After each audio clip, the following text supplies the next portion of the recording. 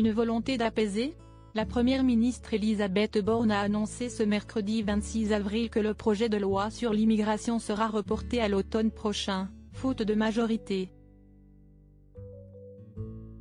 Aujourd'hui, il n'existe pas de majorité pour voter un tel texte, comme j'ai pu le vérifier hier en m'entretenant avec les responsables des Républicains, a-t-elle révélé en présentant sa feuille de route depuis l'Élysée. Résultat ? Certains observateurs ont interprété cette annonce comme un aveu d'impuissance et d'autres sont même convaincus que la femme politique de 62 ans serait encore marquée par la crise générée par l'adoption par la force de la réforme des retraites.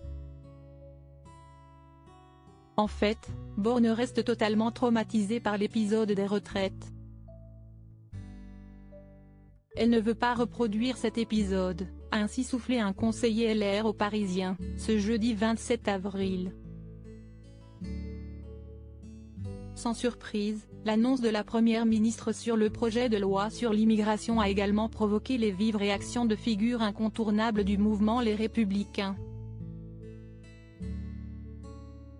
À commencer par le président, Éric Ciotti. L'absence de majorité sur cette question est la conséquence des profondes divisions qui traversent la coalition présidentielle. Mais aussi la conséquence de l'obstination du gouvernement à vouloir imposer une énième vague de régularisation des clandestins, a-t-il souligné dans les colonnes du Parisien. De son côté, le président du groupe LR au Sénat, Bruno Retailleau, a indiqué que la majorité était profondément divisée. Le texte ne cesse d'être repoussé depuis l'été dernier. On nous l'avait annoncé pour début octobre au Sénat, a-t-il conclu.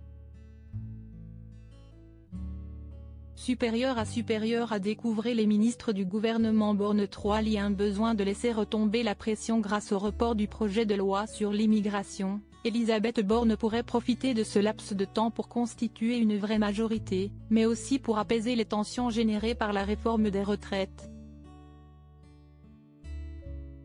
En témoignent les révélations de nos confrères du Parisien, qui ont indiqué que la première ministre aurait assuré au président de la République que le contexte actuel était défavorable à la présentation d'une nouvelle réforme aussi sensible.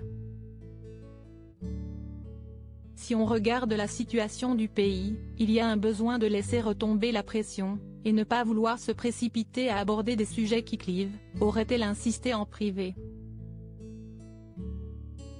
Article écrit en collaboration avec 6 médias. Crédit photo, Lionel Urman panoramique.